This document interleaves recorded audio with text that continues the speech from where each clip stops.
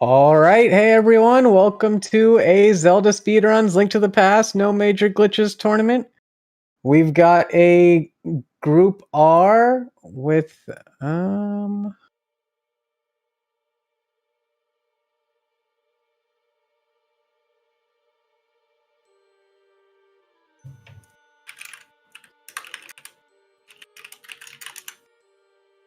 I don't think they can hear me.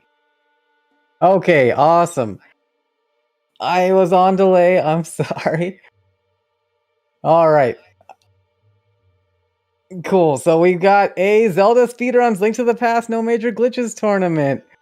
We've got a Group R NYRambler versus Satan Spawn. And on comms today, we've got Dow TMB and Twin Mommy. What's up? Hey, should be a good one. So, if you were here for the earlier race on Zelda Speedruns 2, was between runners a little bit faster, but this one's still going to be pretty close. Looks like their PBs are about a little over a minute apart, so anything can happen in a race like that. I can identify with these runners. I'm like smack dab in the middle of them with their times, so I think I'm gonna be able to notice a lot of the strats that they're doing and everything. And yeah, we're just waiting on the start here, and by that I mean we're just waiting for the next 15 minutes to end for the game to actually begin. So Nothing ever good happens in Escape. no.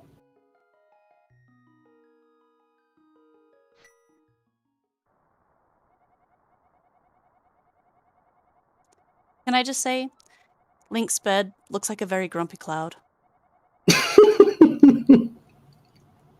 mean, it's late enough. I'm looking at that bed and thinking, I kind of wish I was there. You kidding? This is like prime gaming hours, Dow. Come on. It's true. I'm usually up later than this, but maybe just a long day.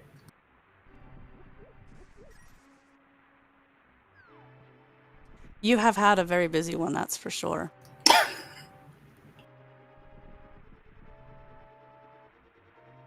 But yeah, like I said, we're waiting, well, not 15 minutes for the game to get good, but maybe about 11, a little more than 11 minutes here. It's not really going to be too much interesting going on here. So what I'm interested in is what everybody had for dinner. I had pizza. It's Friday night, pizza night, right? Yeah, I had pizza too.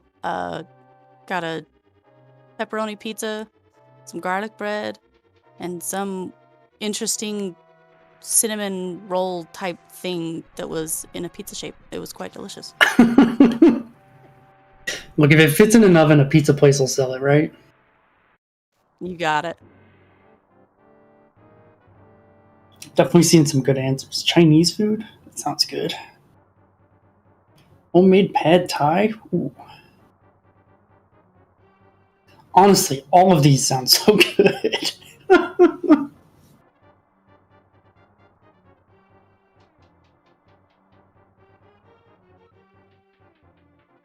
But unfortunately, this guard isn't going to ever get to have dinner again in their life. We're going to murder them and steal their key. So yeah, it looked like Satan went for the spin, but NYR went for a slash. You don't see the slash very often. So sometimes the slash comes out. If you slash on the first frame, it won't actually turn Link, and you'll just slash in the direction you're currently facing. And sometimes just kind of make small mistakes. It happens. It's true. It does. Well, even if he respawns, the thing is he didn't do his job, right? How are you going to get paid if you don't do your job? If you don't get paid, how do you get dinner? I don't know. It's like Link's just out here ruining everything in Hyrule.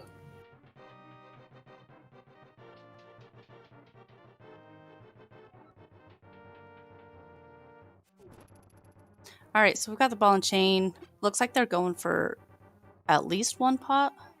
Yeah, one pot, 4 slash. Ooh, taking a couple hits. That's less than ideal. Generally, we're not too concerned about health and escape, but being down to one heart here is a little bit scary. Alternative is remembering the lamp. Great. There are going to be a couple of hearts on one heart on our way in the sewers. So we'll see. But I would definitely be grabbing it here in a race setting. There's also the two in the longer green guard hallway if they get really desperate. Yeah, the only time I've ever seen those pots picked up are in 1-hit KO, so that you can kill the green guards without getting close to them. I mean, that makes sense. I have to admit, I've picked them up because I've been in this situation, and the rats seem to just love Link. And they hear the beeping, right? Like, it's that simple.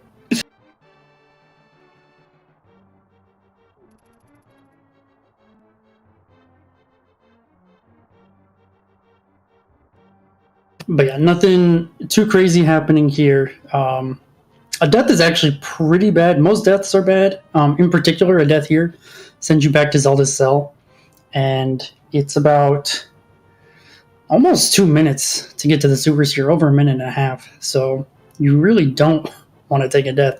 Not that I'm expecting it at all. I'm sure we'll get this heart in this room. But it's just, I don't know. In tourney matches, everything's always harder. And yeah, we're getting the heart. Makes sense. let's see how the snakes are. Not bad for Satan.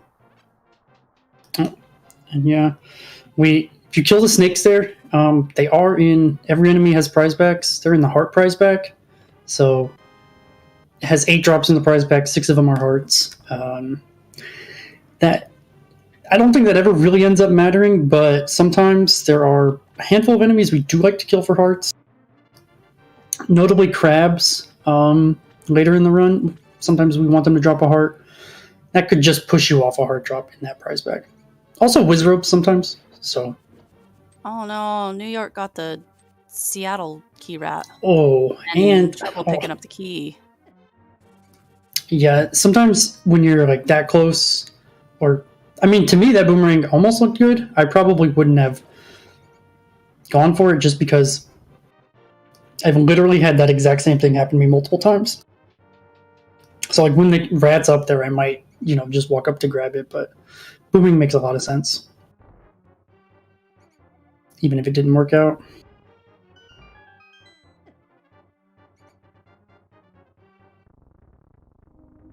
Yeah, as expected, only a few seconds of difference here. We're going to grab the Sank Heart. I think I've seen 2 people not grab it so far out of almost 100 matches. So there's no reason to skip it in a race. No, unless maybe you're trying to catch up to Aerie, but is that even possible? I mean, we're gonna find out, right?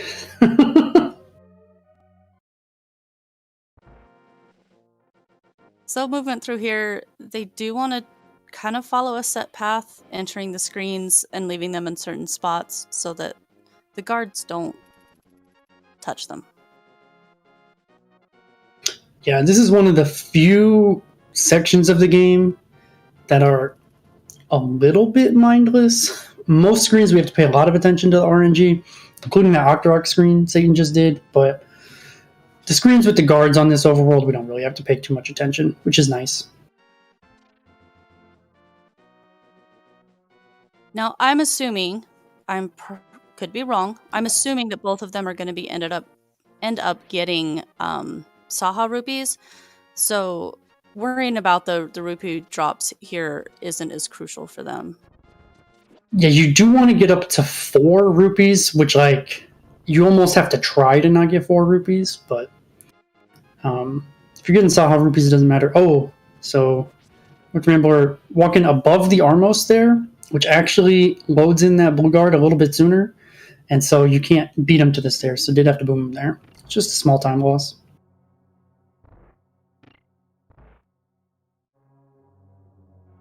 Satan almost getting the cannonballs you want. Thought about taking the damage route, decided against it.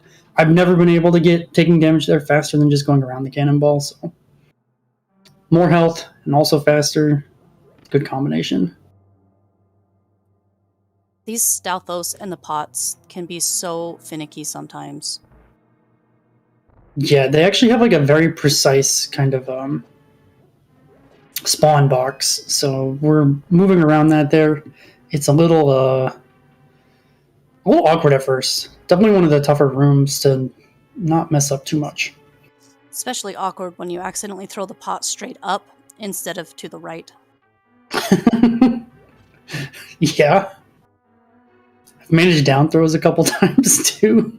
It's just hard. Like when you're trying to do things fast in this game, it's way harder than when you're just trying to do them. So like in races like this where additionally you have to worry about, you know, your opponent and just playing well in general, it can be tough sometimes, right? Well, I've never ran in a race, so I wouldn't know. But just running in general can sometimes be, I don't know if stressful is the right word, but you're very aware of when you make mistakes. Yeah. Personally, I do find it a little bit easier in a race to kind of shrug off mistakes because, like, I don't know, you have to finish the run no matter what, right? It's not like when you're going for a PB and you just get frustrated with yourself. But then other people are different. You know, other people maybe watch the restream and say, hey, well, I'm already behind, and then you start to panic a little or so. Start going for riskier strats that they're not quite as comfortable with, and just kind of compound the problem. Nice, gifted with greenies from Satan. Yeah. Oh, okay. Good slash there. Recognized that messed up a little bit. Slash protected him. Really don't want to take too much extra damage in this split. Especially not at, like, you don't want to be on one heart, really, if you can help it, because this red Igors here can definitely hit you if you mess up even a little bit. Nice. Not only that, but that cannonball room can be mean too. Okay. Oh, both arrow drops. Winning the 1 and 8 there. That's going to be really good for arrow count through the whole run now.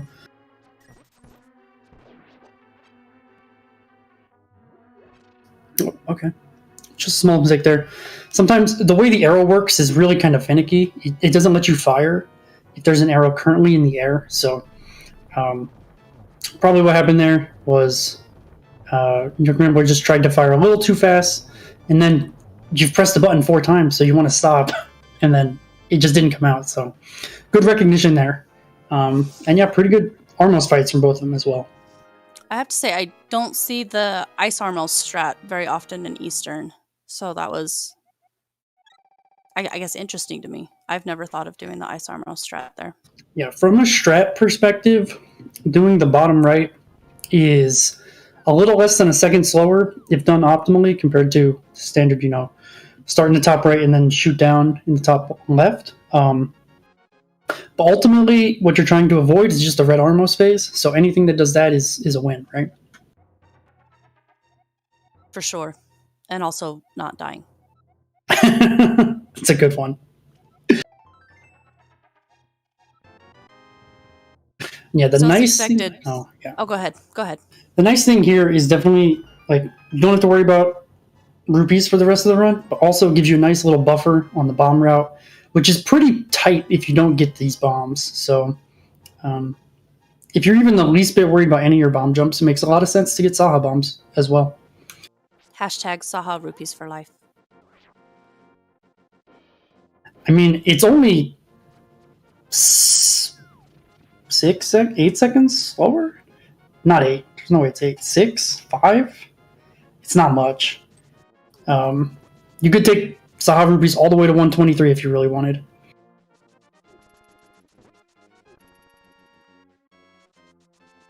So I noticed Satan took a couple of tries at spin speed just after getting the boots.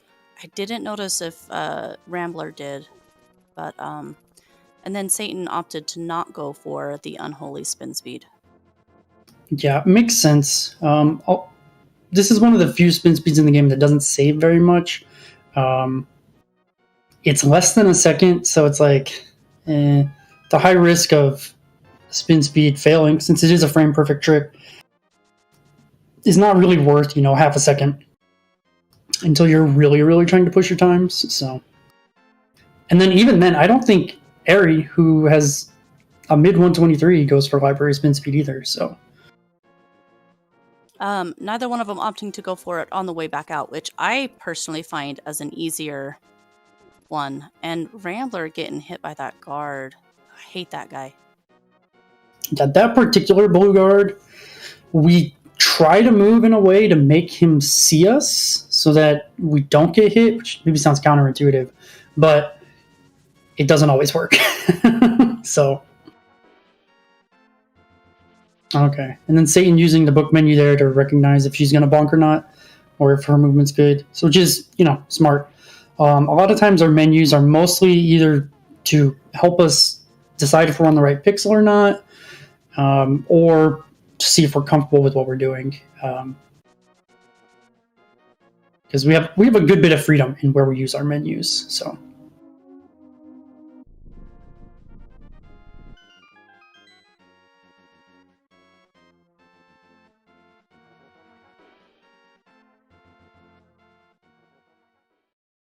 Hey, I recognize that strat. I used to do that bonk strat until Yoho yelled at me that it was slow and made me switch.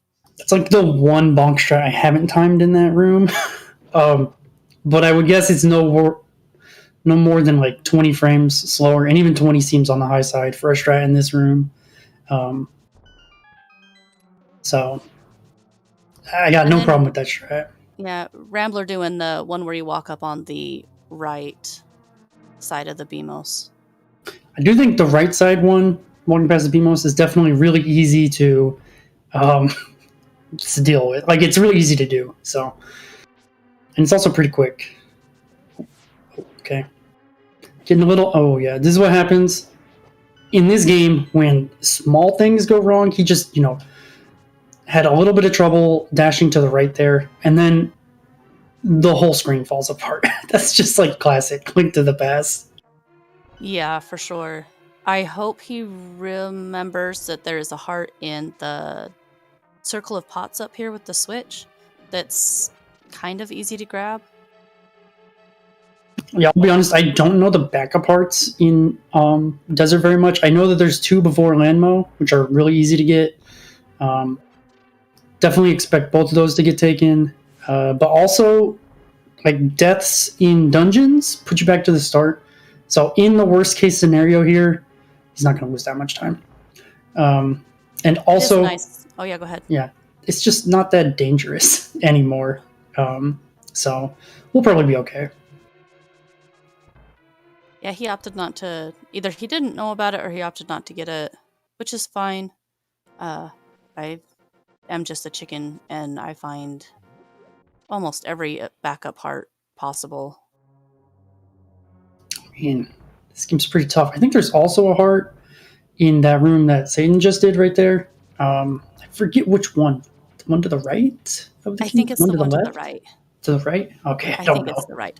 I can't remember for sure either. That's not one I usually pick up.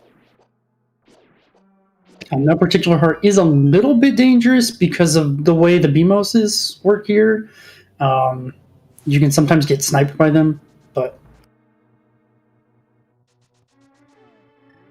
Looks like both of them made it through pretty good. And this is looking like a pretty solid opener to the Landmo fight here. Okay, pretty good. Oh, that is an unfortunate hop. And yeah, we did get both of the hearts. Oh, that Landmo's got to have 1 health. Come on. Was that a 5 cycle from Satan? Yeah, I think an early 5. Might have counted wrong, though. I have a notebook out thinking, oh, I'll be able to just keep notes, so if people ask in chat, I can tell them or whatever. Yep, that's not going to happen. This is a pretty good fight on New York Rambler side. Oh, that's an unfortunate cycle there. That sucks. Oh, it might be just a slash away here, I think. Yeah. So I think that was also a 5 cycle. And that's the hard thing about Lambo, like more than anything else, is like, yeah, ultimately it's not too hard, we think, to get 1 arrow per cycle, but short hops, spawning in bad locations, spawning like on top of each other so you don't know when to fire. Like tons of things just go wrong in that fight all the time. So even like a 5 or 6 cycle. Yeah, that's the... Oh, sorry, go ahead. No, I was going to say, I hate when that whirlpool spawns right on top of the other whirlpool. Just scares me. Yeah, you'll always be able to beat it, but... There's always that but. Yeah, exactly. If your swimming's a little bit off, and swimming is really hard to control here. Oh, looks like let go of the diagonal here. We do have a setup for this. Slash the bush and hold diagonal, but diagonals are finicky sometimes. Also, #baby swim for life. Yeah, it's pretty good. Only downside to it is I don't think you'll beat the Zora if it spawns on the whirlpool, so it can be maybe a little bit dangerous there. But you don't beat it. Trust me. I've gotten hit as I've gone into the whirlpool, which is an interesting thing. If you haven't done it, try it because it's kind of funny. But looks like Satan took a hit from the boulders, and I don't know if she tried to go for spin speed and just gave up, or if she just decided to just go. Like, it's faster to retry spin speed, but at the same time, you're just standing in one spot. When boulders are raining down on you, maybe it's not the smartest thing. Even if it is technically faster.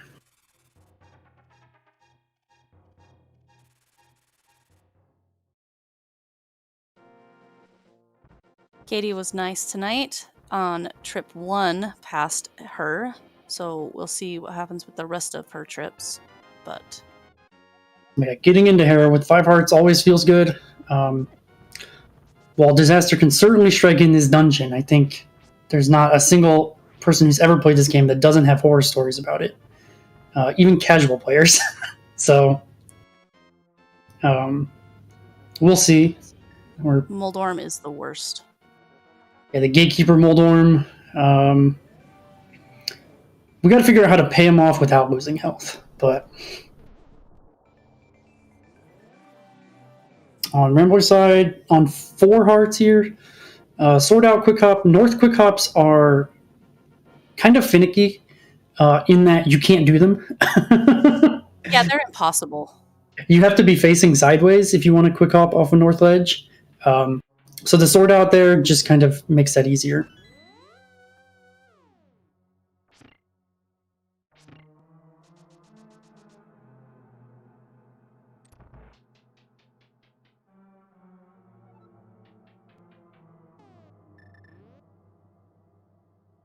And another advantage of Saha bombs here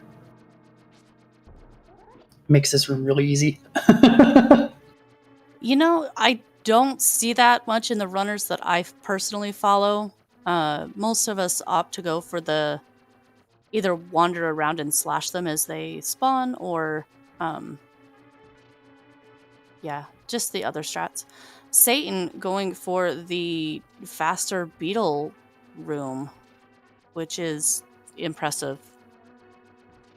Yeah, once again, like the thing I really want to reiterate to anybody who might be new, that your strats literally don't matter in this game. I'll talk about saving frames or whatever, but it doesn't matter. We're all so far away from playing optimally that just use strats you're comfortable with. And a nice bomb jump there.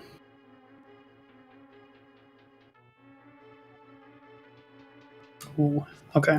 Yeah, if you can like diagonal into the oh no. So the bad news there on Rambler's side, he didn't kill one of the beetles. Wait. Just pushing into the hole. I thought it respawned him. I thought it respawned him too. Am I going crazy? I'm just as confused here.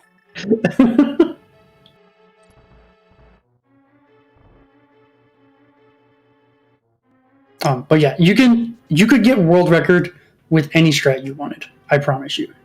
It wouldn't be easy, but you could do it.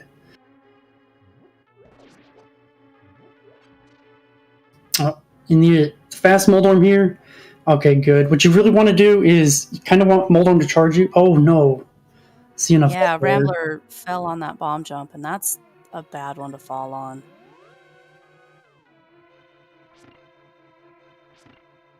No, not really too good to know. It's more like if that happens, I'm too quick to hit the reset button.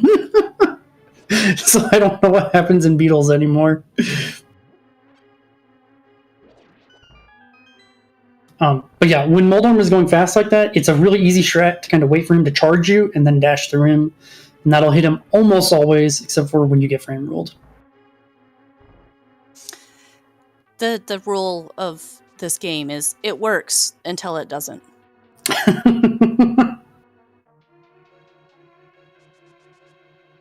Satan is at 6 arrows and she's opting to skip the other arrows. That's... I don't know. I would have picked up the pot arrows there. Alright, second time bomb jump. That's good. Good here. Also, it does depend on your Aga Tower strats. The arrow strats are a little bit faster, but of course, you can get through Aga Tower without arrows at all. Which is actually the 3 heart low percent strat for Aga Tower. We don't use any arrows. Because you need so many others throughout the run. So yeah, you don't have to do it if you don't want.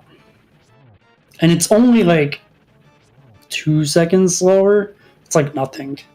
Okay. Yeah, somebody was saying in chat that she does din-din, so that saves a couple of arrows there. For sure. Okay. Now we're on the fast phase here. Oh, nice job there. There we go.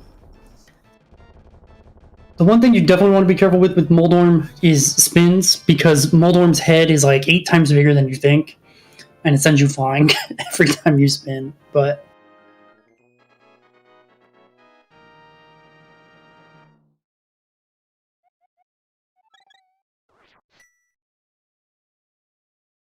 yeah, now we have the Master Sword. We're off to Aga Tower here to defeat Aghanim and win the game. I fully expect both runners to get powder here, or the mushroom rather. Probably both will get powder as well, but the mushroom is definitely like the single biggest safety that you can get. It costs you 3 seconds, and if you ever need it, fake powder is only another 6, and real powder is like another 40 seconds. So not a really, I mean, it's a lot of time, but it's less time than dying.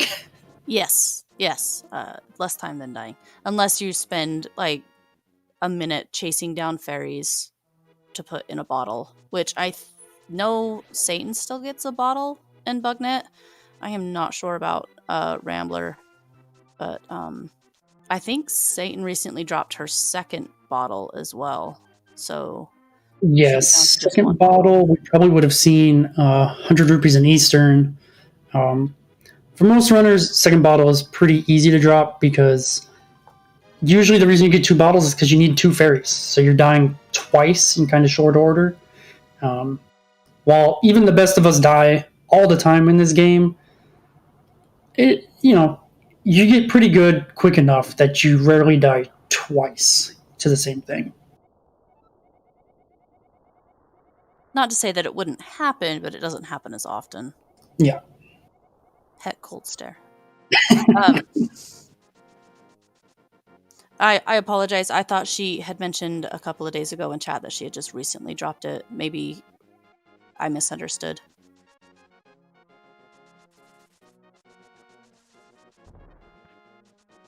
And yeah, we're seeing that bonk on Rambler's side. It's really hard to tell if you're going to bonk those the logs or not. They're like, geometry's weird. And he's taken a slightly different route through the forest than I'm used to seeing as well. I think he does do a fair bit of randomizer or at least I've seen that name around the randomizer community a little bit. Yeah. A lot of times what we expect out of the randomizer players is that, or the primarily randomizer players, is that they are really good at kind of, when things go wrong, they don't panic, they really stay calm, and they just figure out how to work it, how to make it happen, which is not easy to do, especially with those red guards as fast as they are. Yeah. She's down to 1 heart. That's scary. And but what we see more of out of the randomizer players is that maybe their room-to-room strats aren't quite as strong on average, mostly just because they haven't practiced it or anything like that, so they're just not as comfortable with it. All right, well, we're on 1 heart here going into this fight. Luckily, it's literally free. I've seen 1 person die to it ever, and it was somebody who wasn't paying attention after like 6 months back, and they said to themselves, what happened? Like, all you have to do is stand directly to the left or the right of Aghanim here, and you'll never get hit. You want to be a little bit careful not to get too close to Aghanim, because hitting Aghanim himself will hurt you. So, you can see it explodes into kind of that hexagonal pattern. So if you're directly to the left or the right, it won't be able to hit you. Yeah, Rambler finding out why that room is called the Dark Room of, is it Despair or Melancholy? I get the 2 confused. That one's Despair.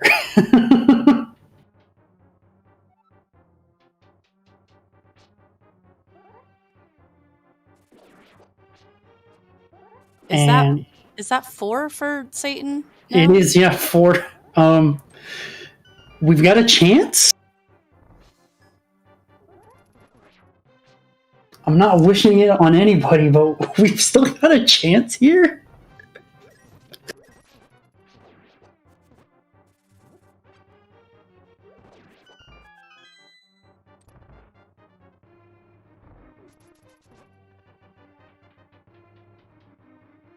Alright, we don't have a chance anymore. I've still never seen the 1 in 32,000, although this is ridiculous. Does anybody know what the tournament record is for this tournament so far? Is it the 8? No, 11. Somebody had 11 the other day, didn't they? Chex had 11 last night. So, all right, we're out of the fight. Phew, it's a sigh of relief there. And the good thing is, we're going to magically get healed, which is great. So your health doesn't matter too much as long as you live through here. But yeah, we're coming up into Palace of Darkness, which, if you're getting magic powder, and even if you're not, it's honestly one of the scariest dungeons in this game.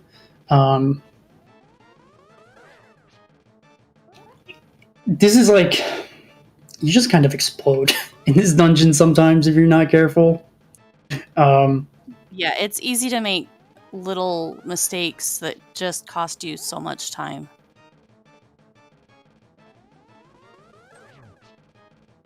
You know, a misplaced bomb on that exploding bridge and you get hit, that's an extra heart. You slash the blue Bari, or whatever the heck its name is, and that's another heart. And next thing you know, you're down 4 hearts and you don't have beams for the basement. And it just is not good. Yeah, and in addition to that, missing health means you're going to be able to take fewer hits on the boss, who is the meanest boss in the game. Like, Cold Stare is pretty brutal, but at least it's over fast, right? Helmsword kind of taunts you before hitting you 3 times and killing you. Yeah. And he can be a complete kitten with his, like, no fireballs, with good movement patterns, or he can be a complete jerk and just shoot fireball after fireball after fireball at you. and it's just, it can go downhill really, really quickly.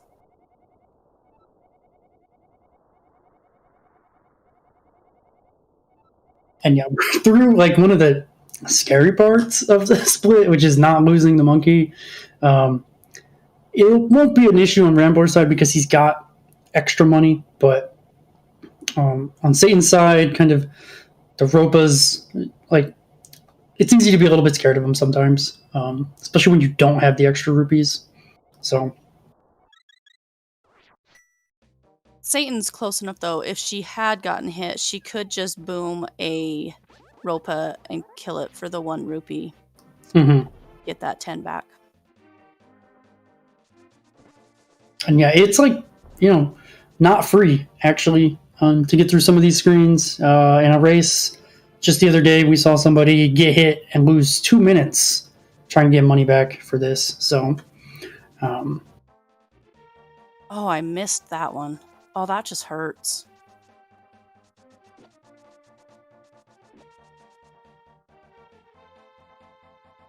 But yeah, the front half of pod here is a little bit confusing, but it's also not that interesting.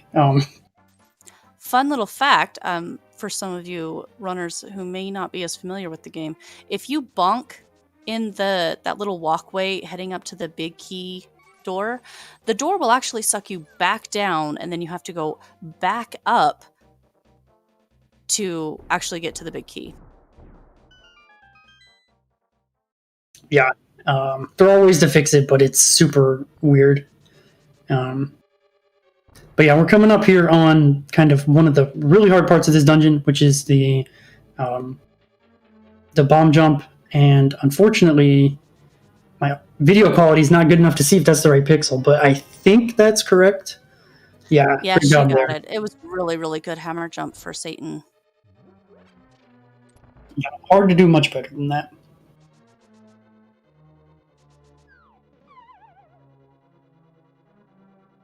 And pause buffers, they cost you a good bit of time, a little more than a second for each one. So we do want to limit them as much as possible. But ultimately, our goal is to get it first try, or else we wouldn't do pause buffers. No, the turtles. Yeah. And, okay.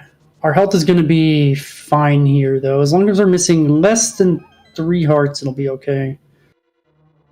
Yeah, and that arrow shot's pretty precise. I don't know the exact pixel window to get it, but it's only 3 or 4 pixels. It's not that easy.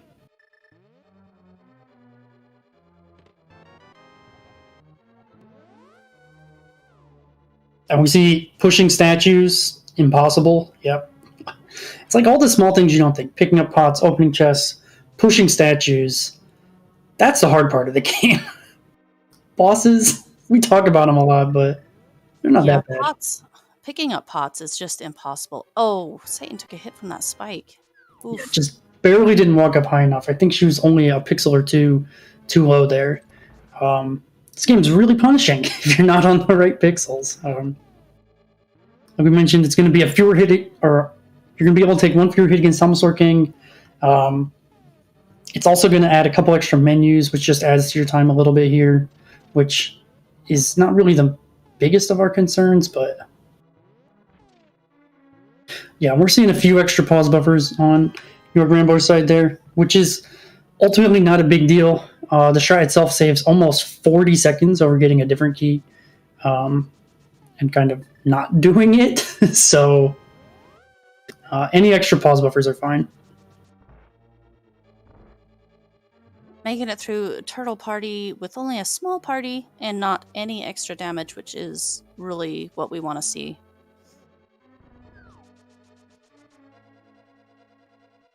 Yeah, Satan skipped the arrows. We're going to get enough arrows throughout the rest of the run that it shouldn't matter, but it's definitely one of those things. It's a comfort thing, right? So whatever you're comfortable with. It's sometimes doing a room in what feels like an incorrect way to, get a few extra resources or whatever else can be pretty rough. So Not going for the spin speed helmet, which I have recently started to learn, and phase 2 is free. Phase 1 is a little bit harder because you're used to the sword out and it knocking you back if you get too close. With the spin speed, it doesn't happen. So you do tend to ram your Link's face into Helma a little bit more often than you should.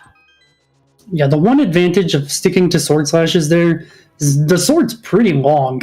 You can protect yourself pretty easily with just slashes there.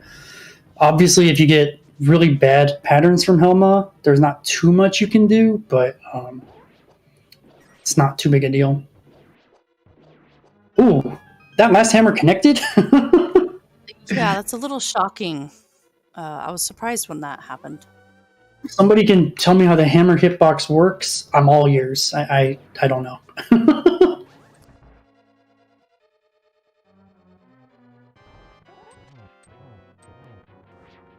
So it looks like Rambler is going for the spin speed Helma strats. So let's see how he does with that.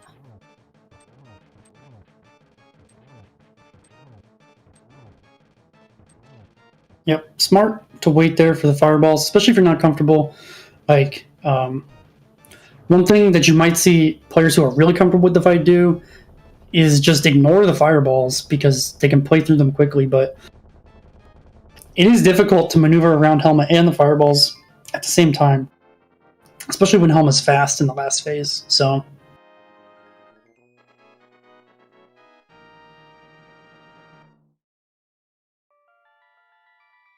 we're seeing a nice hammer dash there on Satan's side. It's great. Just dash through all the pegs. I'm very sad that was one of the things that got patched out of the game in later versions. That's only available on Japanese 1.0 of this game. Because it's just one of those things that's like so benign, but it's so cool and so much fun. So I have a love-hate relationship with item dashes. They're great when they're not under pressure. But when I have guards bearing down on me with Bill's long pointy spears, I can't do a hammer dash to save Link's life. Oh, and that's a gold pod on Rambler's side. That is fantastic stuff. You'll love to see it. You really do. It does look like he caught up a bit of time there. The gap's still pretty wide, but there are way too many mistakes to happen in this game, from runners of all skill levels to even really like pretend to care about like a 1 minute difference and say it's like insurmountable or something. Or I guess a little more than a minute, but So Satan's Usain Bolt screen, I don't know if that's her normal strat or if she missed some of her cues, but that was a little scary there for a second. All right, and then Rambler here taking the kind of light world screen motion there. The reason why the movement's a little bit different is because you really do want to avoid the guards or the moblins. It's really like, I think that Thieves Town is not too difficult of a split. Like, it's really consistent, but as soon as you start taking even a little bit of extra damage, that consistency goes out the window. It also depends on where they do their, how to say this without getting Ham upset at me, their errands. I get Ether and Ice Rod during Thieves Town because if I get hit too much on Death Mountain, I can get that free health refill when I turn in the powder. And it looks like Satan's getting at least Ether in this split. Ooh, yeah. And yeah, that Usain Bolt is just a mean, evil dude. The movement on that screen is actually more precise than it feels like it should be. But avoiding that guy is really difficult at first. Once you learn a few cues and you're really comfortable controlling spin speed. Link is just moving so fast, it's hard to control it. Then the screen's not too bad, but I mean, me personally, I still always like get to that screen and worry a little bit, but okay, so it looks like Satan's doing the same errand trips as the safer errand trips, so that if she does get too much damage, in these couple of screens, which can be very mean. Mhm. You'll have that full health heading back to the Kakariko on your way to Thieves Town. Yeah. That isn't to say that you'll have full health necessarily going into Thieves Town, but you'll have full health getting back to Kakariko and having all those items in your possession. So yeah, that's about right around a minute and a half worth of stuff that Satan just did here. So it's going to look like she's behind a little bit, but not exactly true. Chat pointing out that Rambler didn't pick up Bottle or Bugnet. Did I just miss him doing that, or did he really not pick those up? No, he didn't get them. It's about, I actually don't know how long, maybe 10 to 15 seconds to get them. Oh no, probably a little bit longer to get the Bugnet because it's a couple of text boxes. But ultimately, if you're comfortable getting through the dungeons and you just need that powder for the extra little bit of safety, it's totally reasonable to not get them. True. I was going to point something else out, but I forgot what it was. So never mind. Oh, maybe a little bit of rando brain there, going for the first chest in Thieves. Yeah. Oh, I remember what it was. He didn't go for the free quick warp that Satan went for. He just... I don't know if he doesn't realize how easy that one is to get, or... I'm not sure. That quick warp is one of the more consistent and easy setups to do. What I do know about that quick warp is if you only do NMG, you only ever do it one way. But if you play other categories of Randomizer, I think coming from the other entrance there changes the quick warp location, so it's easy to kind of get them confused a little bit. Quick warps are weird. Ultimately, as well, they don't save that much time, about 10 seconds, which is pretty significant if you're trying to push your time. But if you're just playing for fun or whatever else, or certainly if you still need a bunch of safeties and you have plenty of time to save elsewhere, sometimes the mental energy for quick warps is better spent elsewhere. So I didn't realize... I guess I should have realized that changing the entrance to the screen would mess with the quick warps, because that happens on your... When you flute to Death Mountain, the quick warp at the top by Hera is different than when it was the first time you went through. Yeah, so... Oh, Satan got the pixel there. On Rambler's side, he had a pretty solid Hellway. Got the pixel. Sometimes you get excited when you get it, but the enemy's in your way and you forget that you can't do it. That particular RNG where the enemy goes straight up or straight down as well, it feels like you should be able to get it, but you can't. So...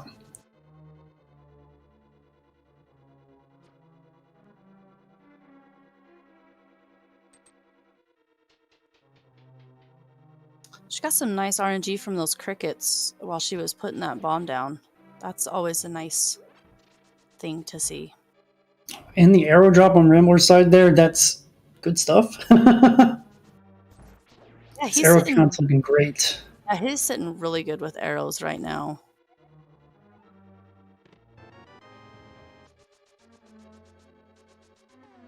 This is like more than I've ever left Thieves Town with. It'll be interesting to see if he picks up the pot with arrows on his way back upstairs. I never skip it just because it's right there on my way and I am not good at this game.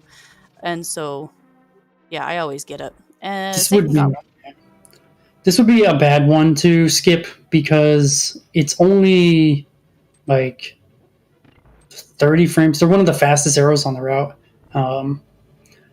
If you don't get those and you run out later, you're always going to be picking up slower arrows. So it's really not an option, I guess, unless you're at 30, which only happens in 100% because chess game is awful. But Rambler is going off script here. And yeah. I forgot trivia. You guys, I forgot the trivia. Anders is going to be so upset. Luckily, it's past his bedtime, so I think we'll be okay. Nobody tell Anders. I had trivia ready and everything. Oh well. Well, we can definitely do it in the next 2 or so minutes before we get, or I guess 2.5 minutes before we get into Skull Woods. All right. Trivia time, folks. What famous socialite was the character of Zelda named after?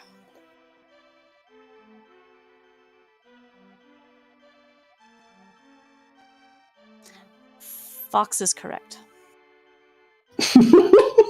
Well, he was almost correct, and then he corrected himself. Satan having a little bit of trouble there, but gets through it without dying, which is exactly what you want to see. I did think she mentioned that her third face is not where she wants it to be quite yet. Yeah, even though we talk a lot about how, easy and simple it is to do the fight, as with anything in this game, there's like a huge knowledge barrier. Once you know how to do it, it's easy. But getting to that point is not necessarily too free or anything. Especially when you're trying to learn literally everything else in the game at the same time. Exactly.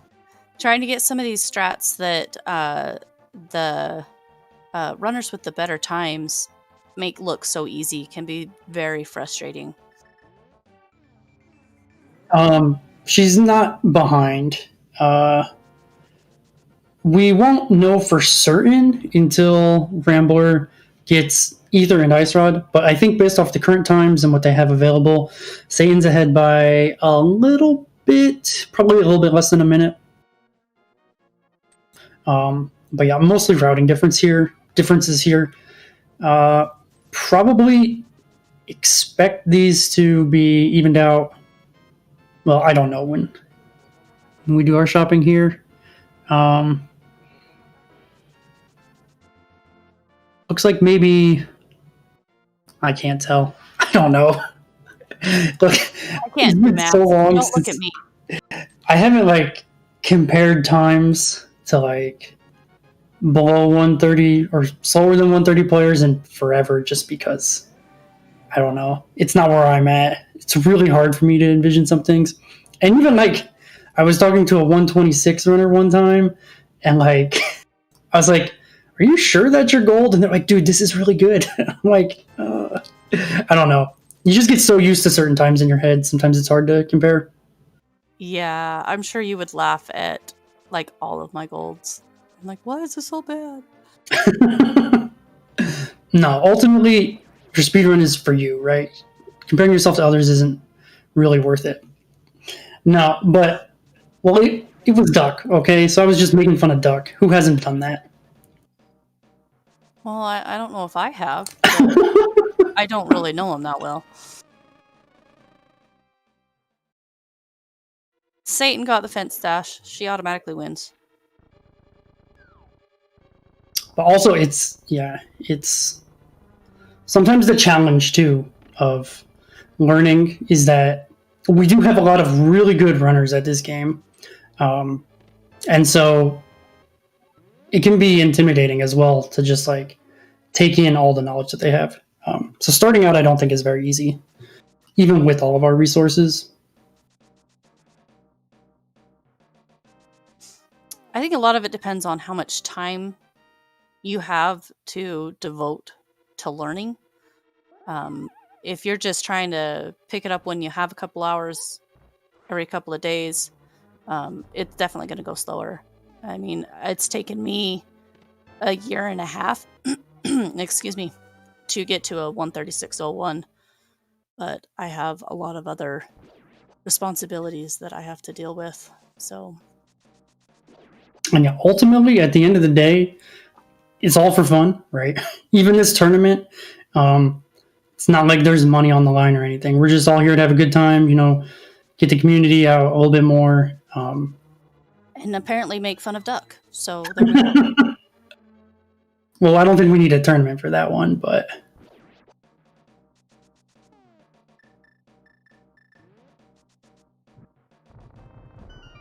Both runners had really solid bomb jumps, although Rambler did fall one time, setting his up. Yeah.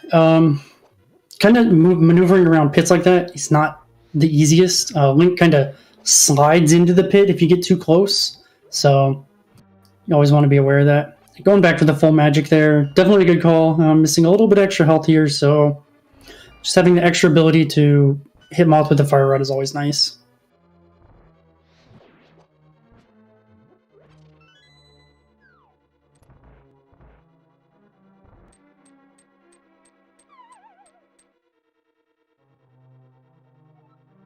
But yeah, this fight definitely pretty tough. Moth doesn't like to take damage. If Moth hits the spikes, it resets all your damage. But as I'm saying that, excellent fight there. Yeah, really, really good fight. Only 3 spikes moved. Pretty quick. Yeah.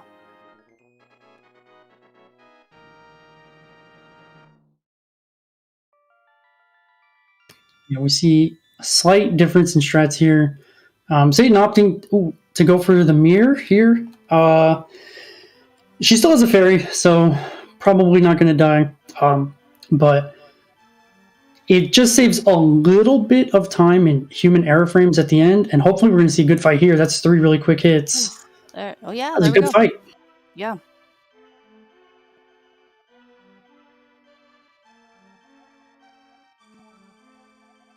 But yeah, it just saves 2 frames maybe, and not even optimally. That is a big gold on Rambler's side. Really good stuff there.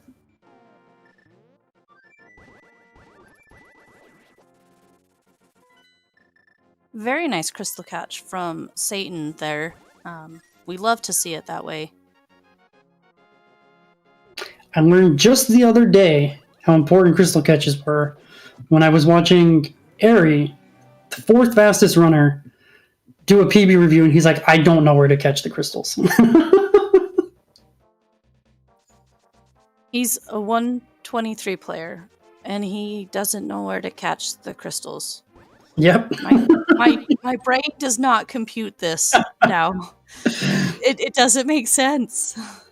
Yeah, it turns out there's just an overwhelming amount of things you need to know about this game that knowing everything is basically impossible. Yeah, also a gold skull on Satan's side as well. This is really good stuff here. Really, really good. I don't have audio on because my headphones are stupid. Did both of them do the flute for the ice spooky? I don't know either. I guess we'll find out when they get to ice. That's such a small time save. 4 frames that it's not a big deal at all. Okay. A little bit of a slightly different strat there on Satan's side, but both of those ropas on that screen can hit you. The first one less often than the second, but sometimes you get hit by both. So the initial dash there is totally fine. That's a lotto that nobody wants to win.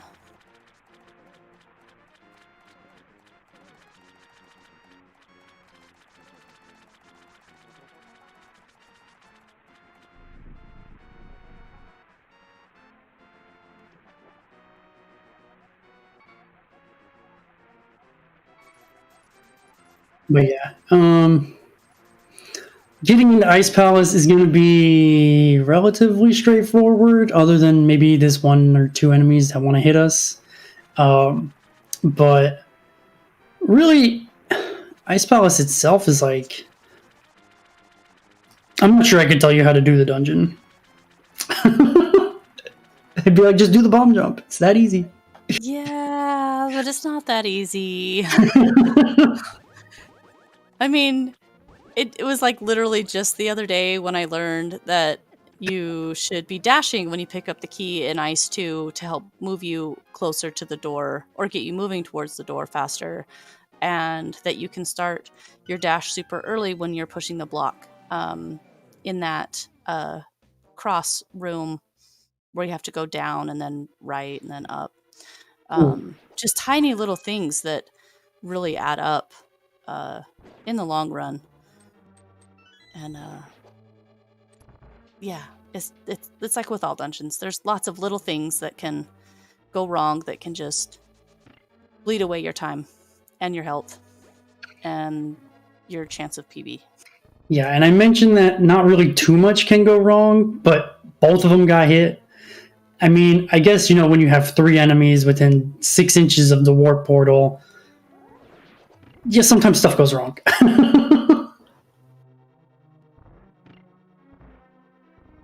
Okay, and both of them do have to watch their magic just a little bit. No accidental fire rod shots here, which I'm not expecting. I think we're all smarter than that, but can't afford to waste any more magic here. Interesting that Rambler has 5 bombs, and he went for the single bomb bombable floor strat. Just an interesting thing. I mean, I think single bomb is only slightly slower, and it's mostly because you have to hit this switch here before Ice Palace bomb jump if you do single bomb. So ultimately, if you're even the slightest bit concerned about Ice Palace bomb jump at all, conserving your bombs is totally fine. Ooh. Almost fell off in that pit. Ugh, that pit scares me so much. If you can't tell, everything in the Dark World scares me a lot. I don't think you're alone there.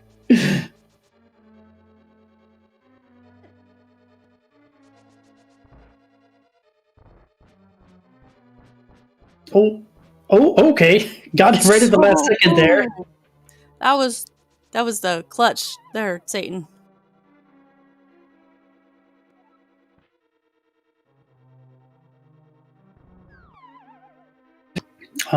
And Pangator spin, proving that it is the worst room in the dungeon.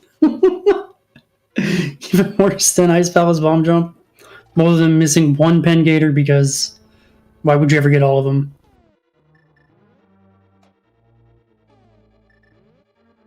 Alright, Rambler's dropping down into Cold Stare. Let's see how that goes.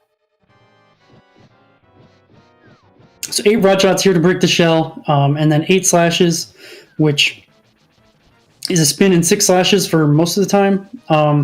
Taking a couple hits from the ice here, which is not the end of the world. Ice does 2 hearts. Cold Stare himself does 4, and we're out of the fight. Good stuff there. This looks like it's a gold for Rambler as well. Ice Palace is definitely one of those splits that's just really tough to optimize. So many small things you have to do, and then capped off with this boss fight, which is definitely scary. Oh, just like that. Good thing she's got that fairy. Mhm. And let's hope that things don't spiral. It never happened to me where I've died at cold and had a fairy and then died again.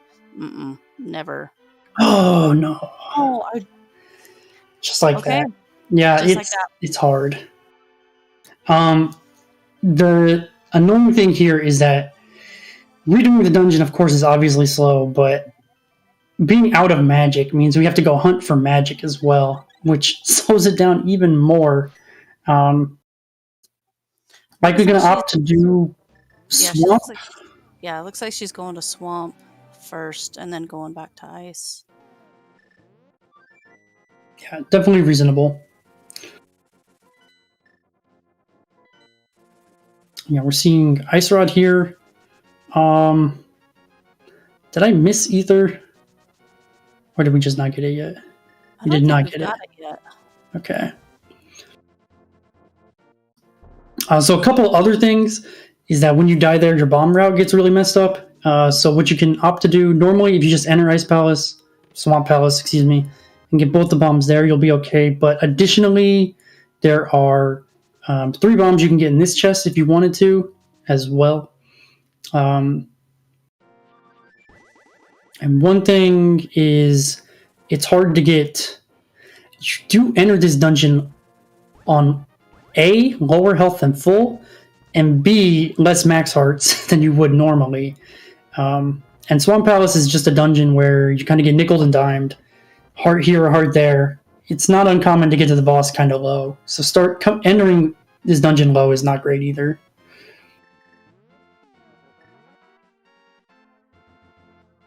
Yeah, there's a lot of enemies in this dungeon. The bubbles, the shooters, the evil hot dog bugs, the Tektites, that's their name. There's these shooters that when you swing your sword, they get you. The Baris, the skeletons. I mean, there's so many things in here that can hurt you. Yeah, you can just lose a lot really quick.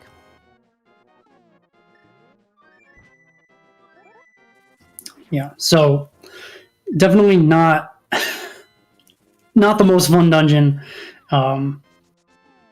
So we'll see what happens here. Another kind of downside is if we want to get another fairy, there's not a good place to do it in this dungeon. And even if there was, we don't have the magic, so it's kind of like, wow. God, the bombers are so bad. I can't believe you can get hit by bombers on that screen, no matter how fast you do it.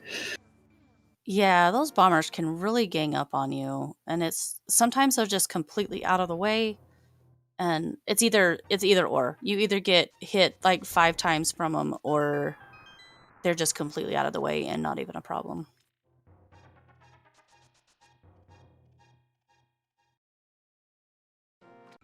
Yeah, so 4 hearts here, like we mentioned, not too bad. Like, I would be comfortable getting through this dungeon on 4 hearts, but you start talking about 2 or 3, and it's a little bit more questionable because sometimes things just happen.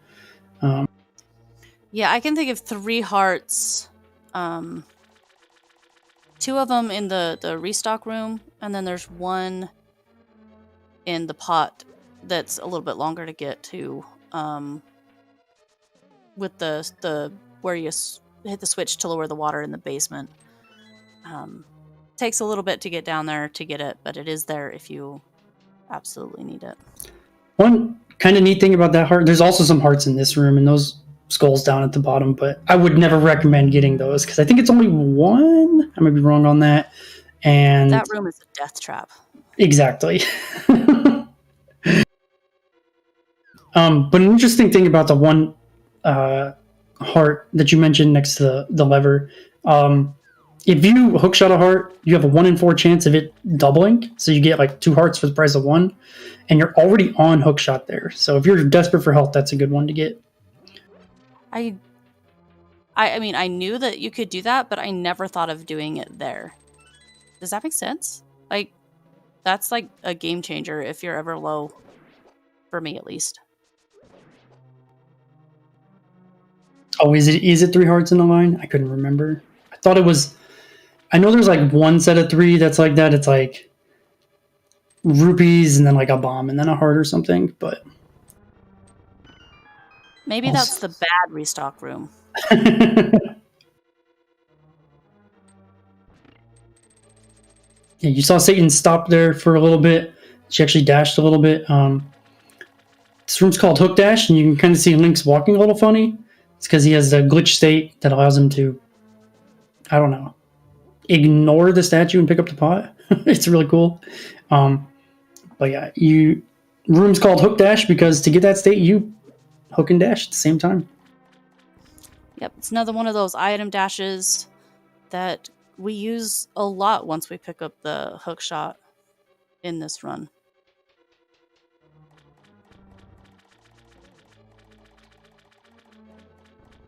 And getting the hearts here, kind of the tricky thing is, in addition to everything else normally in Swan Palace, we'd be worried about our bomb and arrow counts as well. But coming out of Ice Palace, like having to revisit it, sometimes we lose kind of that. What's going on there? And then I don't know if Satan knows or not, you don't have to press A to hop those ledges. Link does it automatically. Saw her doing a little bit of dashing there. I wonder if maybe she was trying to like quick hop off the edge instead of going down the stairs. I'm not sure there. Okay. Satan, please.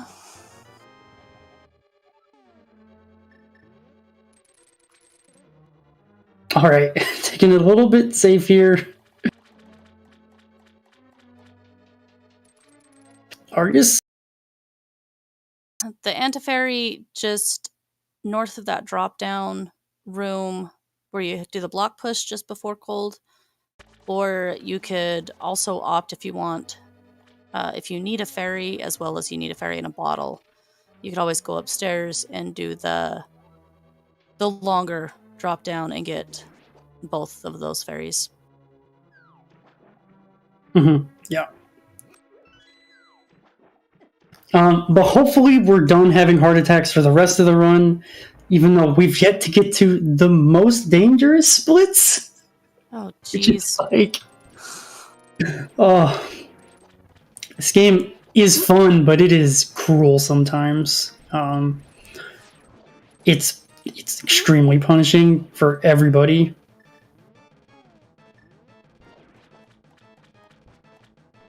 We're gonna see some fire rod strats here. Ooh. That looked pretty good, other than maybe walking down a little bit too much into... Missed the bird. Wow.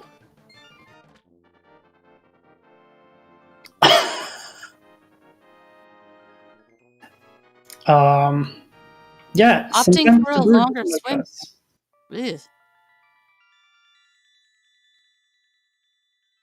Ugh.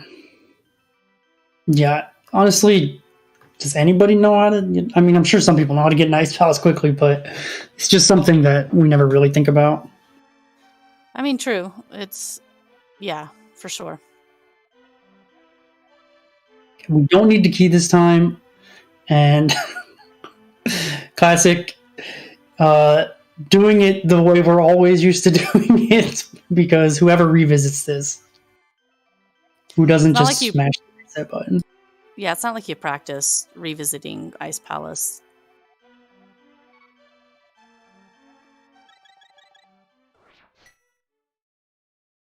So yeah, Rambler is going to have a bit of a lead here for sure. Okay, gonna opt for this ferry. Okay, does need to watch her magic, but there is a full magic right there. He's gonna grab that. Okay, good, smart. Oh no, that's a scary room to do that ferry in. Ugh. Satan, my heart, please. Rambler telling us that he's not gonna opt for spooky here. If you're comfortable with it, it's not too bad, but that's a lot of things in this game. You have to put in the practice to get comfortable with it at first, and you know, it's a good bit of knowledge and a good bit of practice for about 10 to 12 seconds worth of time save. But it's so much fun to do once you get it. It's so satisfying to get it. I won't deny that. I've definitely practiced a lot of strats that I don't even use for the simple reason of it looks cool and it feels good to do.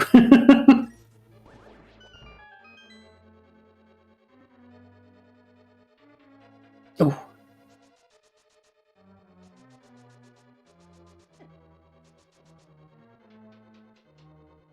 Yeah, this is not the easiest trick in the world. Okay, that's good. Yeah, gonna wait here so she doesn't take the hit. Can't afford to. Certainly doesn't want to. Ooh, going under that pot. Can do that. Pot pickup. Oof. It's a little bit scary, but yeah. Yeah, the first time I saw it, I think it was Bitey who did it, and I about pooped my pants then, and I about pooped my pants now. So. Finally managing to get through Pen Gators first try. We're taking a little bit extra damage here on Rambler's side. The good news is that we will have an opportunity to heal before the boss. So with powder, ooh, that's not good. Gonna have to reset the whole room now. Yeah, and if he's not going for spooky, he could always powder the Antiferry before the big the Smaria chest if he needed to. Yeah, there's a few extra ones that we could powder if we absolutely needed to.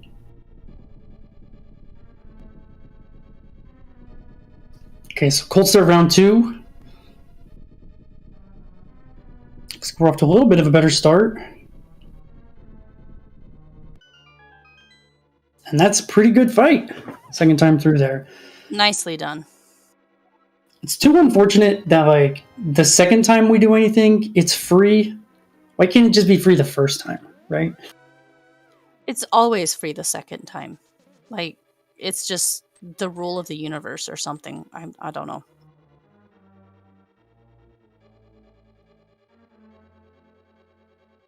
But yeah, this is going to be looking like about a 4 minute or so lead for Rambler at this point. Nice bonk to save the health. I've never seen that before. Yeah, that's the kind of thing that from rando players, because they're put into unique situations, they're kind of thinking a bit more actively about screens than maybe NMG runners are. Not that NMG runners aren't thinking about what they're doing, but they think in a very, like, if this happens, then this, right? They're not necessarily trying to be as creative, or coming up with problems, or coming up with solutions to things. They already know their solutions. Yeah, rando players do come up with some interesting strats, for sure.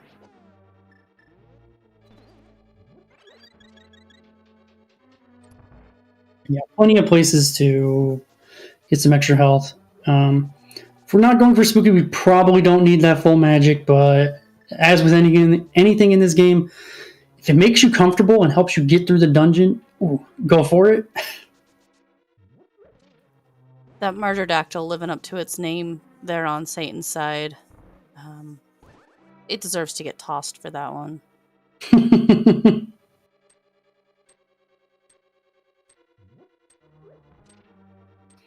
Yeah, that's true. Rando runners do a lot more races than NMG players do, so... okay, almost got hit by the Zols there, which would have been not good. I think they do 2 hearts, actually, which is ridiculous. But I think they do. You mean so the jelly beans? I don't know what you call them, but they look like jelly beans to me. Yeah, the Zols. But yeah, random players do a lot more races, so racing comes a bit more naturally to them a lot of the time too. Yeah, we're coming into the Vitreous fight here, which is... Ooh, that was a little bit dangerous because it almost dropped the spin, which would have put you in a pretty precarious spot. And today we learned that lightning is a solid object, so when you shoot it with an arrow, your arrow gets stuck to it. I did not see that. Did anybody get a clip? That would be interesting to see.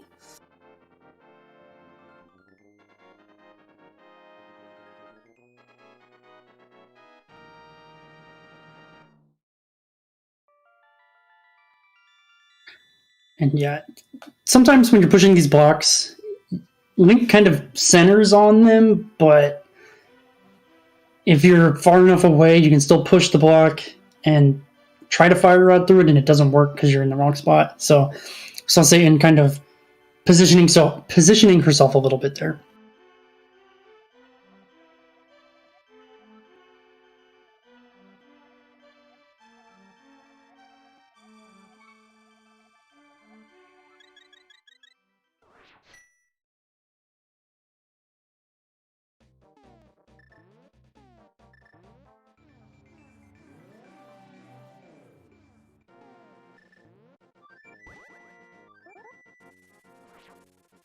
Yeah, and now we're off to Turtle Rock, which I mentioned we weren't past the scariest or the most lethal parts of the game. This is it right here, for sure, Turtle Rock. Everything in Turtle Rock just wants to kill you. Yeah, heckin' Dead Rocks. Doing everything you can to avoid the boulders, the Dead Rocks, and then Death Mountain still says no. What a screen.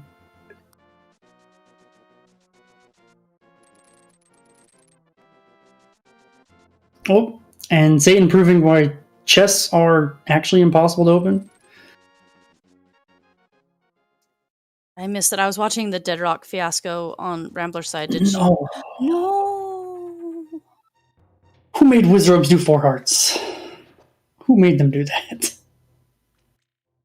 Luckily, we have the fairy, so we're going to be okay. We actually despawned the heart there because the Wizrobe fired the beam, which is just one too many sprites on screen, so you can't get the heart drop, which is really frustrating. Does using a fairy mess up Spooky, or is it just using the powder? No. If a fairy activates, that doesn't affect Spooky. Only if you use an item that fills one of the Ancilla slots. So powder or the Cane of Samaria, the boomerang, I think. I can't remember. I don't think bombs affect it. But we have a few items that affect it. Ancilla is still a mystery to me, and I think it always will be unless I decide on some wild hair to pick up a glitched category that I have to learn what it is. No, all the glitch categories that use the Ancilla stuff are like really wild and okay. So opting to take the fairy there instead of grab it and bottle it. When you bottle a fairy, it gives you iframes. When you Does it? Yeah, when you do it like this and you just have it give you health, you don't have the iframes. So okay, 3 hearts. Okay, we're fine. Whew. Meanwhile, Rambler made it through torches and the roller room. It looks like he mirrored back to the start, which is a very safe strat considering he's at 3 hearts. Yeesh. Yeah, I mentioned the lethality of this dungeon. We live, that's good. We don't have enough hearts here to live through chomps if they choose not to behave. Don't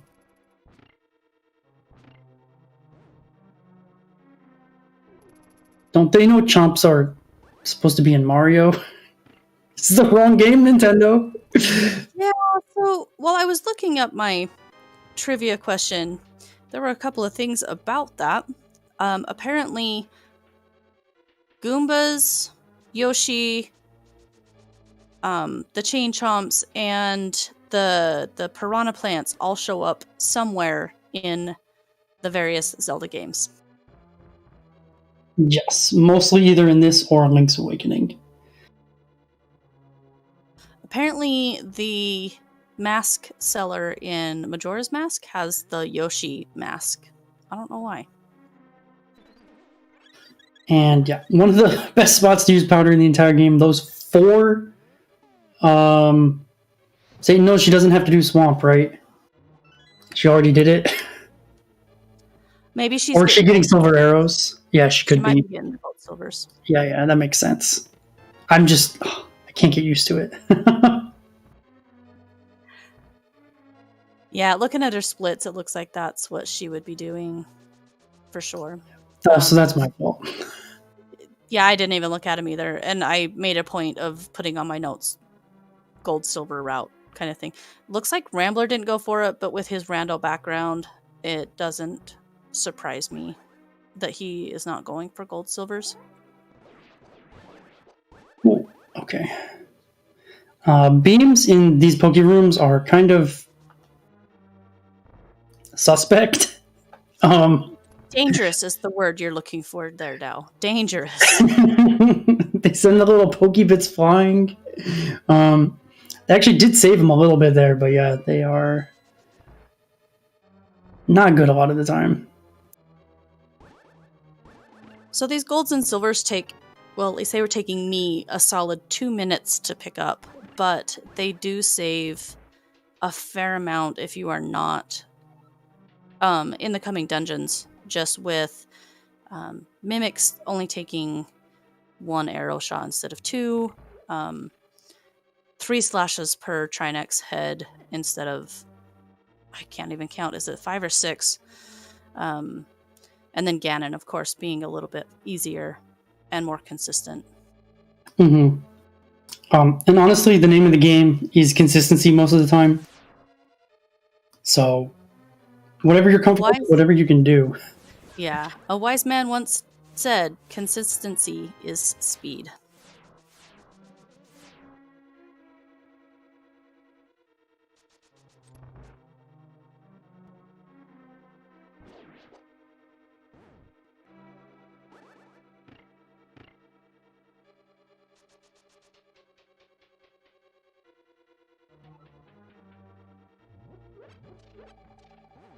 Okay, good. We placed the platform. I saw a run earlier today where that platform did not get placed correctly. It's a little bit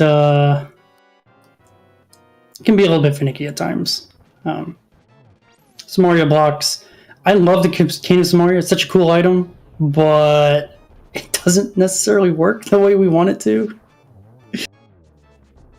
But it breaks the game. Like, there's so many things that it just ruins this game. Not ruins, but it does a lot of unintended things. Gotta love Deadrocks hitting you out of picking stuff up. But yeah, so we're about a full dungeon apart here. In Ganon's Tower, especially with with powder, probably not gonna die. The most likely thing to happen in GT is that we've run out of arrows, but there are backup arrows we can get. I think I've seen once somebody messed up twice, and then there were no backup arrows. And then at that point, I don't know what you do. But we really aren't expecting that. I've seen people, like, in rando at least, like, dig outside trying to find arrows. Never works. I honestly don't know what you do.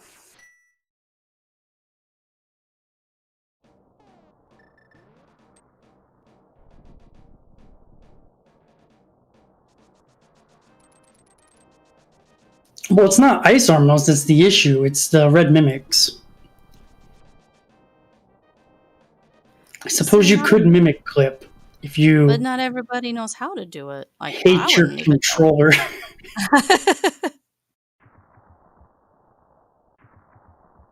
Yes, it does. We were talking about in the rare instance that you somehow run out of arrows not once but twice in the dungeon after getting those, which I've seen exactly once in my life, so...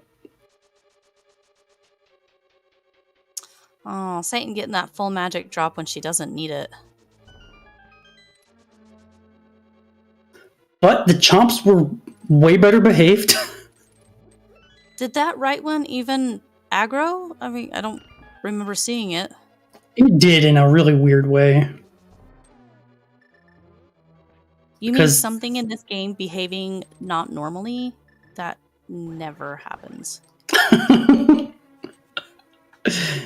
It works that way 90 times out of 100.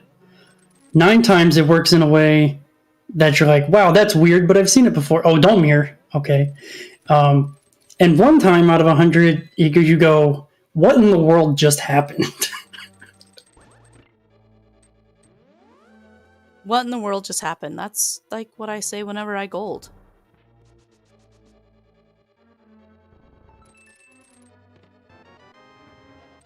Did Satan do the true blue frames with that bunny? I think she did. I missed it. I didn't see.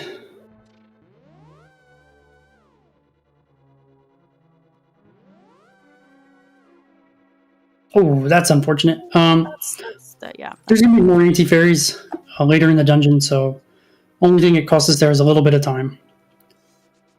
And she got full hearts out of it, so that's always nice.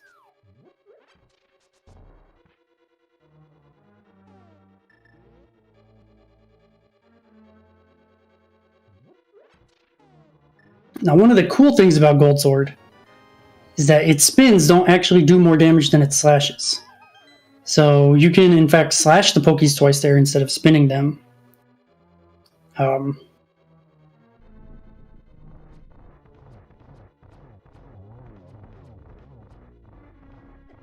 Okay, we don't want to see too many misses here. This is going to affect Ganon. Which... Good thing he had the 30 arrows. That helped him get through that. Ooh, Satan was just like... just barely too high. Oh no! Oh no! Oh no!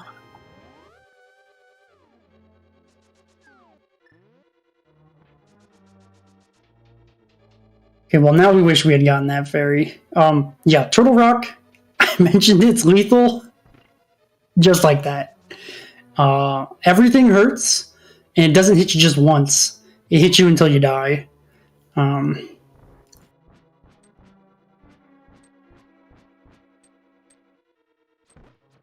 Yeah, maneuvering these mimics is definitely tricky. We're through the first one there. Got plenty of arrows. Taking a hit. Taking another hit. Uh-oh. Okay, we do have fairies coming up. If we can make it through about 1.5 more rooms. Well, almost 2. Yeah, I can't imagine him skipping Josh fairies. Oh, if he makes it. Okay.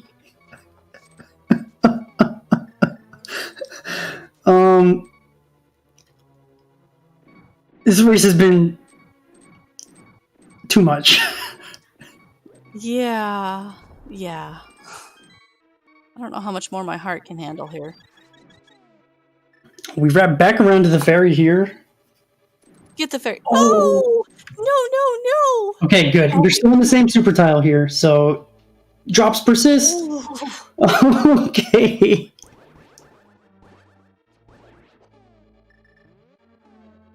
Okay, memory to the mirror again. But recognizing that's not the item we want. Good job.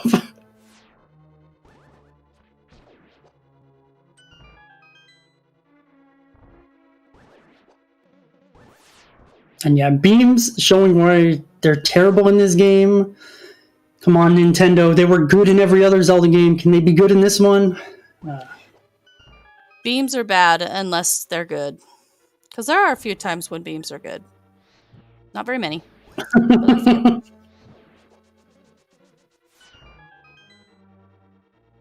Beams are useful, but they are not good. What makes them better in other games is they do the full damage of your sword. So, imagine if our beams did tempered sword damage. And Rambler's having a bit of a Lamo fight over here. I don't know if he's worried about magic or... I mean, Could also just be when you kind of are not used to the timing. You just don't want to waste the magic shots. I mean, that makes sense. I know the freaking timing on a lot of it, and I still screw it up 9 times out of 10.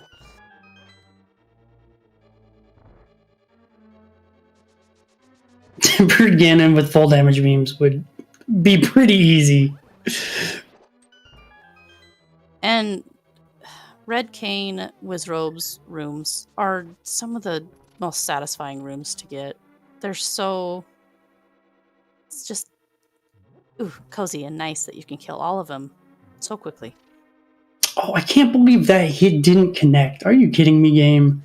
How?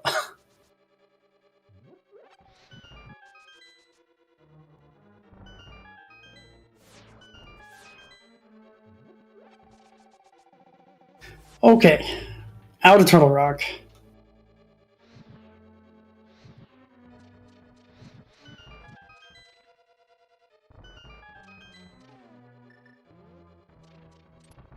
Yeah, top of GT here, Ganon's Tower is honestly not too bad. In addition, if you get powder, we're gonna see here, you get 2 fairies at the top, which heals 14 hearts, which is all we've got, so you get a full heal every time.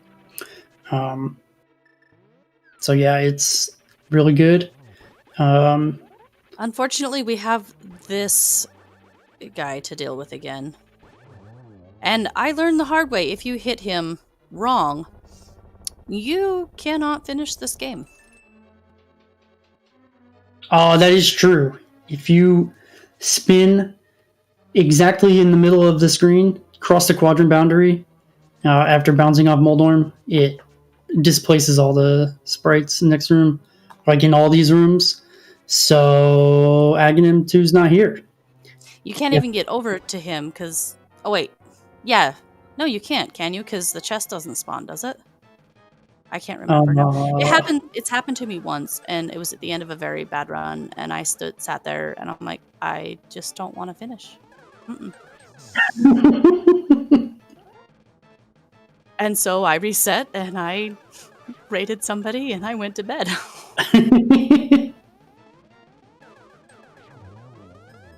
But yeah, also Moldorm's hitbox, once again, the head is probably 4 times bigger than it looks, so spins are kind of dangerous as well, just because of that. All in all, pretty solid tower, aside from the Mimic's disaster. All we're looking for is to get through it. No heart attacks. We only had 1, so that's okay. And we're off to Ganon, which is going to be 12 slashes in each of these first 2 phases. Spins do count double here, so I don't know if we have enough hits here to get the 1-1. No, we're a little bit short. But this top left RNG is a really easy one to get spins on. Since your spin will hit twice, we only need to connect 3 of them here, and that'll count as 6. And that's phase 2 down.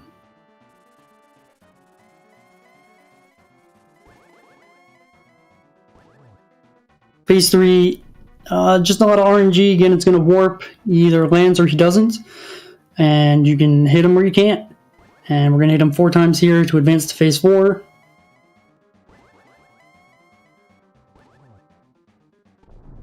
And the expected number of warps is 4, and we've already got more than that. Ganon, can you just be nice? Ganon is never nice. Never. Never, ever. Ever. And it looks like we are going to opt for Lamp Torch Glitch. I can safely say that you can 124 with Lamp Torch Glitch. So, if you feel comfortable with it, go for it.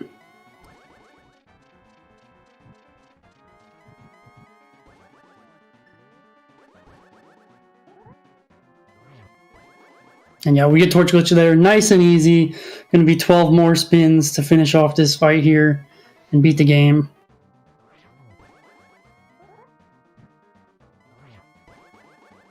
Satan did end up getting a red knight, so we'll see how the bats play with her when she gets to Ganon.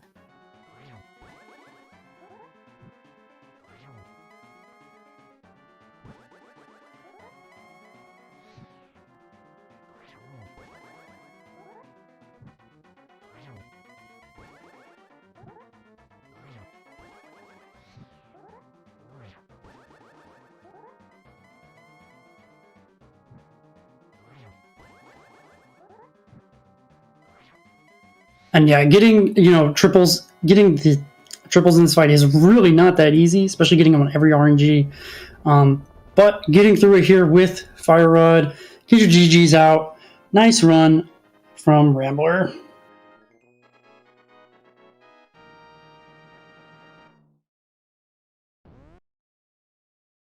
Congrats, Rambler, you did it! Woo!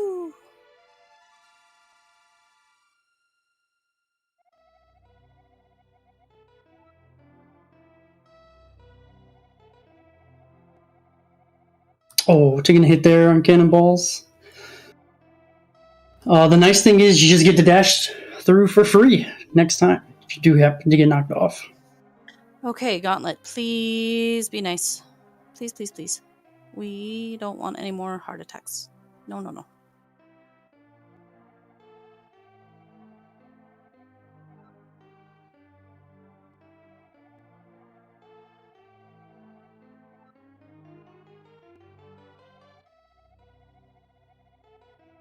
Pretty solid Gauntlet 2 there. Oh, almost avoided the BMOS. I think she might have been able to sneak around the left side there, but it would have been tight.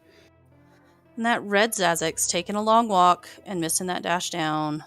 How rude can he be?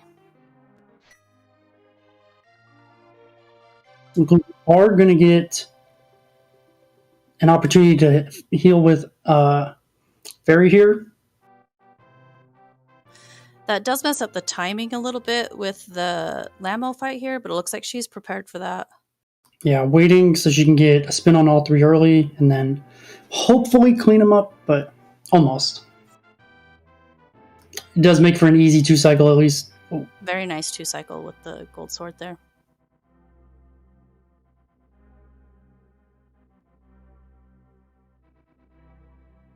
And we are joined by NYRambler. How do you feel about the run? Not too upset. I'm upset at Hera. That's what I'm most upset about. But again, I got lucky that she unfortunately had the death of Cold Stare. Otherwise, this would have been basically neck and neck, I think. Yeah, I'm pretty sure that's right. Yeah, I mean, you had a few golds this run too. That's got to feel good. Yeah, I was happy. I was really happy with my skull. That was because everything went right for me there, except for I fell once going for Fire Rod. But I always fall over Fire Rod, so I was able to get a gold there anyway. Yeah, my PB was actually my race against JP earlier in the tournament, and I had a bad skull, bad ice. I made up for that here, but I had a bad Hera. Well, bad Hera just sounds typical. Oh yeah, I fell not even on Moldor. I fell twice before, like in the dungeon. Yeah, that fall with so you fell at Beetles, and there was Yeah, I fell at Beetles 3, and then I fell going for Moon Pearl, which is I started doing the riskier Moon Pearl strat. Like before, I would activate it, so even if I fell, I wouldn't lose 2 rooms. But lately, I've been starting to go for the bomb bonk and not hit the switch to make it a little faster. But if you miss it, you fall 2 rooms instead of 1, and it's a bad time loss. Yeah, it's like only on the order of frames, so just do whatever you are comfortable with, honestly. Yeah, like getting on the correct pixel and not bonking is like a maximum of 10 frames faster, and on average it's like... I would bonk anyway, because I'm the only pixel perfect thing I do really is hammering up. Like even Ice Hard Bomb Jump, I have a little leeway. Mm-hmm. Yeah, so I mean, I think almost every strat in this game is basically, if you're comfortable with it, it's a good strat. Yeah, I heard you were criticizing some of the things I was doing, but I'm a rando player with a 135. I'm not going to know everything. No, absolutely not criticizing. No, just pointing out that you do it a little bit different. Yeah, and you know what? It's fine. Like my blind fight, I said going in after I kill blind, I was like, that's how I kill blind. I know there's a better way to do it, but I know that strat. I know how to dodge those fireballs. That's what I do. Yeah, makes sense. It's slower, I know that, but at least it's consistent for me. If I actually get the correct strat, I might like not know what to do, and I might start hacking away, getting hit. Well, like we've said, consistency is speed. I think we've said it a couple of times tonight, and really that's what it comes down to. It's what you're comfortable with. All right. Well, it's 1:45 in the morning for me. My bedtime was 2 hours ago. I'm heading out now. All right. Have a good night. Thanks for having me. Thanks for the restream. And I don't know who I'll be getting in the. I think I'm gonna be like 8-5, so I'll be getting the 7-4. I don't know how it works. Boyne's a madman. But, whoever I race next week, I'll race, have fun, and see what happens. Thanks for the race. No problem. Thanks for the restream and commentary. I'll be watching it back. Probably going to bed right now. Yeah, here Satan's just going to be finishing up the Ganon fight. Going to be a little bit easier with the gold sword. Yeah, it's only 6 slashes per cycle on phase 1 and 2, so it does go quite a bit faster. And yeah, I was having a little bit of fun with bug net a little bit earlier, which you got to do something to keep your sanity in this game. So exactly, got to have some fun with it.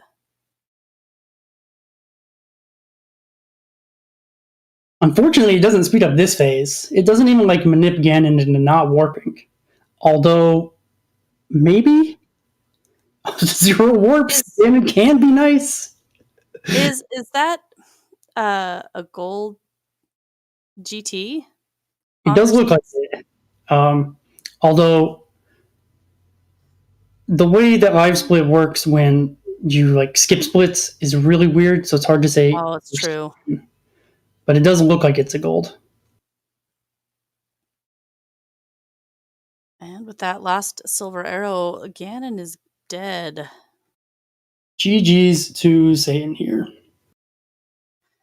I feel kind of guilty for mentioning dying in cold just before she died in cold.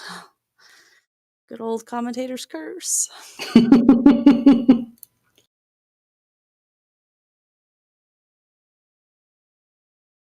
think without that gold, she would probably, or death rather, she probably would have PB'd this run. Would have been very close. Yeah, it was looking like a really, really great run. Really great run from Satan tonight.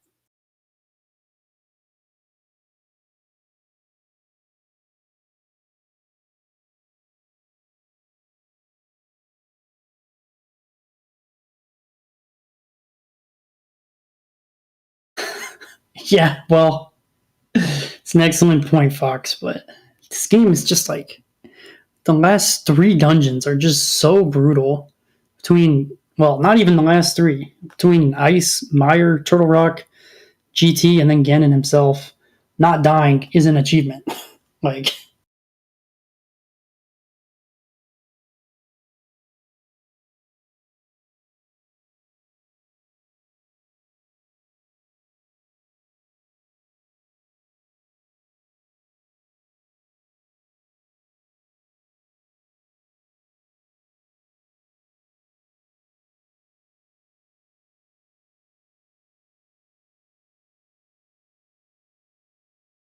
yeah, it looks like it's so hard to just stay focused after something like that. I mean, what happens if that happens in a real run, right? You don't even think about it. You just hit the reset button. Like, who finishes runs like that out? It's so hard to focus. It's so hard. Yeah, hitting the reset on runs like that, it's satisfying because you're just so upset and you just don't want to look at it anymore. So you hit that reset button, you reset live split, and you try to shake it off. Sometimes it works, sometimes it doesn't.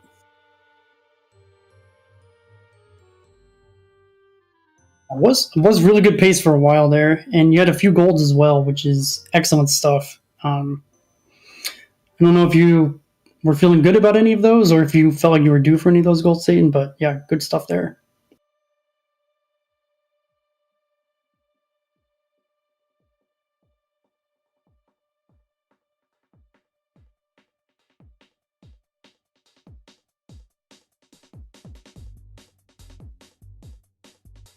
Yeah, it definitely makes sense. It was really good pace early.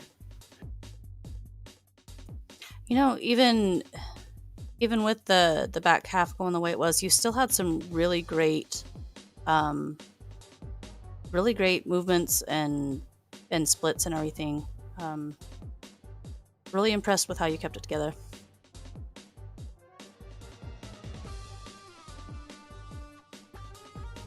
But yeah, definitely lots of good things to take away from this. I've been talking a lot today. Yes, you have, I'm a Dow. little tired. So any last questions or thoughts or anything like that from anybody else?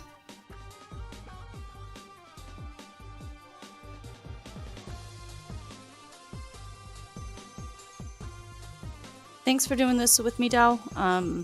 You helped me shake off the nerves and get my first comms done, and I really appreciate that. You've made it a fun experience. Thank you. Thank you. Yeah, if you are interested in commentating, feel free to ask in the Discord. It's almost always kind of the bottleneck to getting more races restreamed. So if you think you can do it and you're interested, go ahead and let us know. Yeah. And we've got a bunch of races over the next couple of days. I don't know how many of them are going to be on ZSR, but just be on the lookout for those. I'm sure you'll be able to find anything pretty much any time of day. Okay, well, that's my job to let you know what is coming up. We have at least one on the schedule for oh, is it? Yeah, it's tomorrow at 7 p.m. Eastern. Fricker 22 versus This Is Not Yoho. And that looks like the only one for a little bit, and then the next one is Sunday, 1 p.m. Eastern. That's you versus Matt 7898. So Dow's got a match coming up this weekend too. Very hype. And Daylight Savings is this weekend too, so which I only knew he yelled at me when we scheduled that match. It's fair enough. But yeah, big GG to the comms and the runners. Thanks so much, everyone. Thanks for having us.